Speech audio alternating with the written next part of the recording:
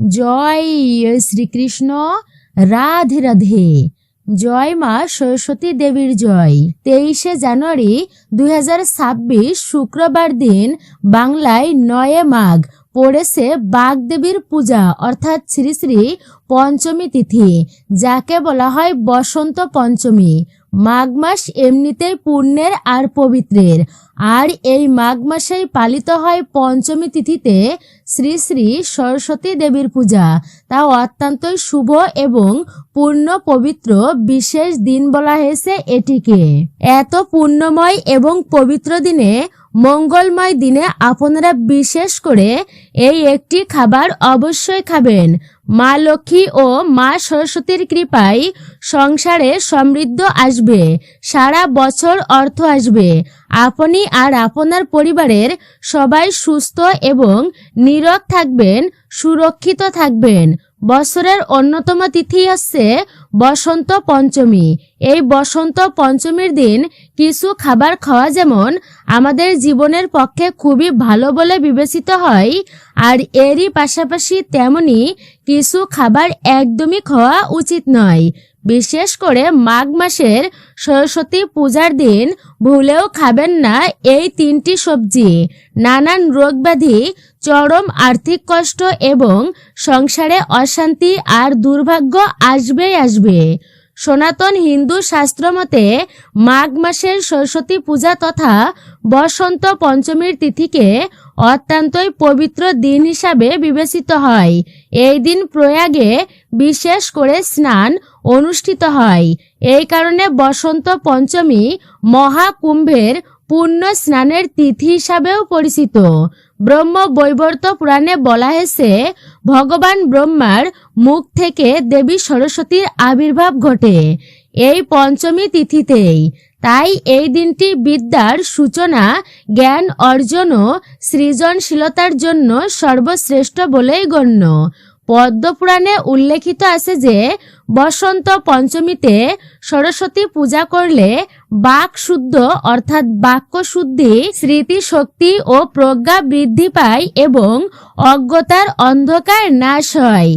স্কন্দ পুরাণে বসন্ত পঞ্চমীকে বলা হয় বসন্ত ঋতুর সূচনা তিথি। এই সময় প্রকৃতিতে নতুন প্রাণের সঞ্চার হয়। গাছে গাছে নতুন কুড়ি, হলুদ ফুল আর কোকিলের ডাক প্রকৃতির এই নবজাগরণকে দেবী সরস্বতীর সত্য গুণেরই প্রকাশ। তাই এই দিনে মায়ের পূজা অর্চনা করলে জীবনের শুভ পরিবর্তন আসে। নারদ পুরাণে বলা হয়েছে, মাঘ মাস নিজেই অত্যন্তই পুণ্যপ্রদ। এই মাসে দেবী সরস্বতীর আরাধনা করলে বিদ্যা শুধু পার্থিবই নয়, আত্মিক জ্ঞানেরও পরিণত হয়। বিশেষ করে ছাত্র, সাধক, লেখক, কবি ও শিল্পীদের জন্য এই তিথি অত্যন্তই ফলদায়ক। এবং আমরা যে কথা বলি সেই বাক শুদ্ধি অর্থাৎ এই কথা বলতে পারি তা মা সরস্বতী দেবীরই কৃপায়। তন্ত্রশাস্ত্রের মতে বসন্ত পঞ্চমীতে সরস্বতীর সাধনা করলে বাক সিদ্ধি লাভ হয়। সরস্বতী তন্ত্র ও অন্যান্য তান্ত্রিক গ্রন্থে এই তিথিকে মন্ত্র সাধনার জন্য অত্যন্ত শুভ বলা হয়েছে। কারণ এই দিনে বায়ু ও মানুষের চিত্ত উভয়ই সত্যগুণে ভরপুর থাকে। স্মৃতিশাস্ত্রে বসন্ত পঞ্চমীর দিনে হলুদ বস্ত্র পরিধান, সাদা বস্ত্র পরিধান, হলুদ অন্নভোজন এবং বই, খাতা, কলম, বাদ্যযন্ত্র পূজার বিধান রয়েছে বিশেষ। হলুদ রং এখানে জ্ঞান, প্রজ্ঞা ও আনন্দের প্রতীক। সরস্বতী পূজায় কয়েকটি বিশেষ উপকরণ বা সামগ্রীর প্রয়োজন পড়ে বিশেষ করে, যেমন আবির, অভ্র, আমের মুকুল, দোয়াত, কলম ও জবের শীষ ইত্যাদি। পূজার জন্য বাসন্তী রঙের অর্থাৎ গাঁদা ফুলেরও প্রয়োজন হয়। বসন্ত পঞ্চমী তিথিতে সরস্বতী পূজা ও বিভিন্ন ধরনের পূজা এবং জ্যোতিষ ও তন্ত্র মতে নানান ক্রিয়া করা হয়। জ্যোতিষ শাস্ত্র মতে বাস্তু দোষ ও গ্রহ দোষের প্রতিকার এবং দান করার জন্য বসন্ত পঞ্চমীর দিনটি বিশেষভাবে গুরুত্বপূর্ণ। নমস্কার, সবাইকে সুস্বাগত জানাই আমাদের বৈদিক ধর্ম তথা সনাতন ধর্মীয় তথ্যমূলক চ্যানেলে। আমি সর্বদাই চেষ্টা করি সনাতন ধর্মের এরকমই সকল গুরুত্বপূর্ণ বিষয়গুলি আপনাদের সামনে উপস্থাপন করতে, শেয়ার করতে। সকলে কেমন আছেন? নিশ্চয়ই ঈশ্বরের অশেষ কৃপায় সকলে ভালো আছেন, সুস্থ আছেন। আমি আশা করছি আমাদের আজকের এই ভিডিওটি আপনাকে উপকৃত এবং সমৃদ্ধ করবে। আশা রাখছি আপনারা কিছুক্ষণ সময় ধৈর্য ধরে অবশ্যই ভক্তি এবং মনোযোগ সহকারে শ্রবণ করবেন আজকের এই গুরুত্বপূর্ণ তথ্যসমূহ প্রসঙ্গে। তাহলে চলুন শুরু করা যাক আজকের ভিডিওটি। তবে একটাই অনুরোধ করব, অবশ্যই ভিডিওতে একটি লাইক করবেন এবং কমেন্টে জয় শ্রীকৃষ্ণের জয়, জয় মা সরস্বতী দেবীর জয় অথবা আপনার আরাধ্য দেবদেবীর নামটি একটি বারের জন্য হলেও লিখে জানাবার জন্য বিশেষভাবে অনুরোধ জানাচ্ছি। আর আপনি যদি আমাদের চ্যানেলের নতুন দর্শক হয়ে থাকেন বা এই প্রথমবার ভিডিও দেখছেন, তো বিনীত অনুরোধ করব চ্যানেলটি সাবস্ক্রাইব করে পাশে থাকার নোটিফিকেশন বেল আইকনটি অবশ্যই অল করে দিবেন। তাহলে চলুন প্রবেশ করা যাক আজকের মূল আলোচনায়।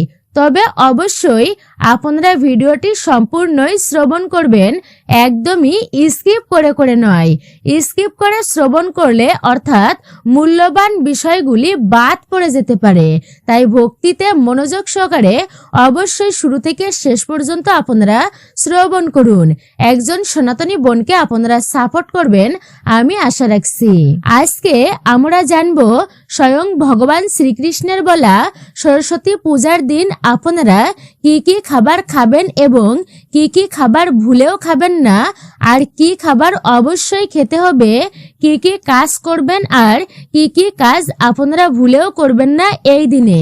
যে খাবারটি গ্রহণ করলে সারা বছর অর্থ আসবে আপনি এবং আপনার পরিবার সুস্থ ও সুরক্ষিত এবং নীরোগ থাকবেন। অবশ্যই আপনারা শ্রবণ করবেন, এর সাথে আপনারা জানতে পারবেন কোন খাবারটি ভুলেও মুখে তোলা উচিত নয়, অর্থাৎ কোন তিনটি সবজি আপনারা একদমই খাবেন না এই দিনে। আর এই নিষিদ্ধ খাবারগুলি গ্রহণ করলে জীবনে ঘনিয়ে আসতে পারে চরম আর্থিক কষ্ট। পরিবারের সদস্যদের লেগে থাকবে নানান রোগ ব্যাধি। সারা বছর উপার্জনও কমে যেতে পারে, আয় রোজগার কমে যেতে পারে, সংসারে নেমে আসতে পারে চরম দুর্ভাগ্য। আপনি সরস্বতী পূজার দিন কোনো ব্রত পালন করুন কিংবা না করুন, কিন্তু এই দিন অবশ্যই শাস্ত্র অনুসারে আহারের নিয়মগুলি অবশ্যই আপনারা মেনে চলুন। তাহলে আপনার বাড়ি থেকে বাস্তু দোষ, গ্রহ দোষ দূরীভূত হবে এবং সারা বছর মা সরস্বতী ও মা লক্ষ্মীর আশীর্বাদ থাকবে আপনার উপর এবং আপনার গৃহের উপর। আমরা জেনে নেব সরস্বতী পূজার অতি প্রাচীন এবং শক্তিশালী কয়েকটি উপায় বা টোটকা, যে উপায়গুলি আপনার সংসারে সুখ ও সমৃদ্ধি এনে দেবে আর আয় উন্নতি বৃদ্ধি করবে। আমরা বিশুদ্ধ সিদ্ধান্ত পঞ্জিকা অনুসারে অর্থাৎ বিশুদ্ধ সিদ্ধান্ত পঞ্জিকা মতে আমরা জেনে নেব সরস্বতী পূজার পূর্ণাঙ্গ সময়সূচি। সরস্বতী পূজার পঞ্চমী তিথি শুরু হচ্ছে 22শে জানুয়ারি 2026 বৃহস্পতিবার রাত্রি 2:30 পঞ্চমী তিথি শুরু এবং 23শে জানুয়ারি শুক্রবার রাত 1:47 পর্যন্ত থাকবে এই পঞ্চমী তিথি, সরস্বতী পূজার পঞ্চমী তিথি। এই দিন অর্থাৎ 23শে জানুয়ারি শুক্রবার শ্রী শ্রী সরস্বতী পূজা অনুষ্ঠিত হবে।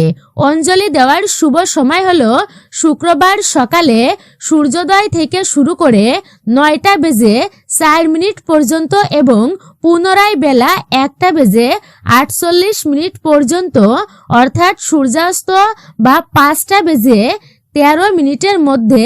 এই দুইটি সময়ের মধ্যে পুষ্পাঞ্জলি দিতে পারলে সবচেয়ে শুভ হবে। আর বেণীমাধব শীলের পঞ্জিকা অনুসারে 22শে জানুয়ারি বৃহস্পতিবার পঞ্চমী তিথি শুরু হচ্ছে রাত্রি 1:40 থেকে এবং 23শে জানুয়ারি শুক্রবার রাত্রি 29 মিনিট পর্যন্ত পঞ্চমী তিথি থাকবে। এই দিন অর্থাৎ শুক্রবার শ্রী শ্রী পঞ্চমী, মদন পঞ্চমী, রতি কামদেব পূজা, সরস্বতী পূজা এবং লক্ষ্মী পূজা অনুষ্ঠিত হবে। পুরাণে বলা হয়েছে, সৃষ্টির আদিতে ব্রহ্মা যখন এই বিশ্ব সৃষ্টি করেন তখন পৃথিবী ছিল নীরব, শান্ত, জড় ও বিশৃঙ্খল। প্রাণ থাকলেও সেখানে ছিল না কোনো ভাষা, ছিল না কোনো সুর, ছিল না কোনো জ্ঞান বা বোধ। তখন ব্রহ্মা গভীর চিন্তায় নিমগ্ন হয়ে নিজের কমণ্ডল থেকে এক দিব্য শক্তির সৃষ্টি করলেন। সেই শক্তির রূপ ধারণ করে প্রকাশ পেলেন স্বয়ং দেবী সরস্বতী। শুভ্র বর্ণা, বীণাধারিণী, শ্বেতপদ্মা আসনা, বিদ্যা ও বাণীর অধিষ্ঠাত্রী দেবী। ব্রহ্ম বৈবর্ত পুরাণে বলা হয়েছে, সরস্বতী দেবীর আবির্ভাবে সমগ্র সৃষ্টি প্রাণ ফিরে পায়। দেবী যখন তার বীণা স্পর্শ করলেন তখন প্রকৃতিতে ধ্বনি, ছন্দ ও ভাষার জন্ম হলো। মানুষের মুখে এলো বাক শক্তি, মনে এলো বুদ্ধি ও বিবেক। দেবীর এই আবির্ভাব ঘটেছিল মাঘ মাসের শুক্ল পক্ষের পঞ্চমী তিথিতে। তখন থেকে এই বিশেষ দিনটিতে দেবী সরস্বতীর পূজা করা হয়। আরও এক কাহিনীতে জানা যায়, বিশেষ করে ভগবান শ্রীকৃষ্ণ দেবী সরস্বতীকে আশীর্বাদ করেন যে কলিযুগে বিশেষ করে এই পঞ্চমী তিথিতে যারা তার পূজা করবেন তারা বিদ্যা, কীর্তি ও বাগ্মিতায় প্রসিদ্ধ হবেন। তাই ছাত্র, শিক্ষক, গবেষক, লেখক, কবি, শিল্পী ও সাধকেরা এই দিনটিকে বিশেষ শ্রদ্ধার সঙ্গে পালন করেন। লোকাচার অনুসারে ছাত্র এবং ছাত্রীরা পূজার আগে কুল মুখেও ভুলে তুলেন না, অর্থাৎ ভুল করেও মুখে কুল তোলেন না, মানে কুল গ্রহণ করেন না, অর্থাৎ কুল খায় না কিন্তু বিশেষ করে অনেকেই। তবে বিশেষ করে ছাত্রছাত্রীরা এটি খুব বেশি পরিমাণেই মেনে থাকেন। পুজোর দিন লেখাপড়া বন্ধ থাকে। পুজোতে দোয়াত কলম আর বইয়ের সঙ্গে লক্ষ্মী ও নারায়ণের পূজা অর্চনা করার প্রথা প্রচলিত আছে। এই দিন ছোটদের হাতে খড়ি দিয়ে পাঠ্য জীবন শুরু হয়। সরস্বতী পূজার শেষে পুষ্পাঞ্জলি দেওয়ার প্রথাটি অত্যন্তই জনপ্রিয়। আর এই পুণ্য পবিত্র দিনে, সরস্বতী পূজার দিনে নিষিদ্ধ খাবারগুলির মধ্যে প্রথমেই আপনাদেরকে জানাবো যেই খাবারটির কথা, আর সেটি হচ্ছে শ্রীফল বা বেল। সরস্বতী পূজার দিন কখনোই বেল খাবেন না আপনারা। এই দিন অনেক জায়গায় স্নানের পর বিভিন্ন উদ্দেশ্যে বেল বা শ্রীফল উৎসর্গ করা হয়। সরস্বতী পূজার দিন পরিবারের কোনো সদস্যই বেল বা বেল থেকে তৈরি বেলের মোরব্বা ইত্যাদি আপনারা খাবেন না। এই দিন বেল খেলে বাড়িতে রোগ ব্যাধি লেগেই থাকবে। রোগের পিছনে খরচ করতে করতে আপনি সর্বশান্ত হয়ে যাবেন। সুতরাং সরস্বতী পূজার দিন কোনোভাবেই বেল বা বেল থেকে তৈরি খাবার আপনারা মুখেও তুলবেন না। এছাড়াও এই দিন আমিষ খাবার যেমন মাছ, মাংস, ডিম, পেঁয়াজ, রসুন, মুসুর ডাল ইত্যাদি তামসিক আহার এড়িয়ে চলুন। আর আপনারা এইবারে জানবেন দ্বিতীয় নিষিদ্ধ সবজিটি বা দ্বিতীয় নিষিদ্ধ খাবারটির কথা, আর তা হচ্ছে নিম পাতা, উচ্ছে বা করলা। সরস্বতী পূজার দিন আপনার বাড়িতে নিম পাতা রান্না করবেন না এবং উচ্ছে বা করলার তৈরি কোনো খাবার আপনারা বাড়িতে এই দিন রান্না করবেন না। তেতো জাতীয় কোনো খাবার এই দিন অর্থাৎ শুভ দিনে কিন্তু গ্রহণ করতে নেই। এবং বাড়ির কোনো সদস্যই এই দিন নিম পাতা বা নিম পাতা দিয়ে তৈরি কোনো খাবার আপনারা যেমন নিম বেগুন ভাজা, নিম পাতার শুক্তো ইত্যাদি আপনারা এই দিন ভুলেও কিন্তু খাবেন না। নিমের দাঁতনও ব্যবহার করবেন না। ঘরে বা বাইরে নিম পাতা, চিরতা প্রভৃতি তেতো জাতীয় খাবার এই দিন আপনারা এড়িয়ে চলুন। এর ফলে আপনার বাড়ির নেগেটিভ শক্তির হাত থেকে মুক্ত থাকবে এবং বাস্তু দোষ দূর হবে। এছাড়া নেশা জাতীয় কোনো খাবারই এই দিনে আপনারা ভুলেও কিন্তু গ্রহণ করবেন না। যারা নিয়মিত নেশা জাতীয় কোনো খাবার গ্রহণ করেন, সরস্বতী পূজার দিন অন্ততপক্ষে আপনারা ব্রত পালনের সময়ে বা এই শুভ দিনে এগুলি কিন্তু গ্রহণ একদমই করবেন না। গ্রহণ না করাই হচ্ছে উত্তম।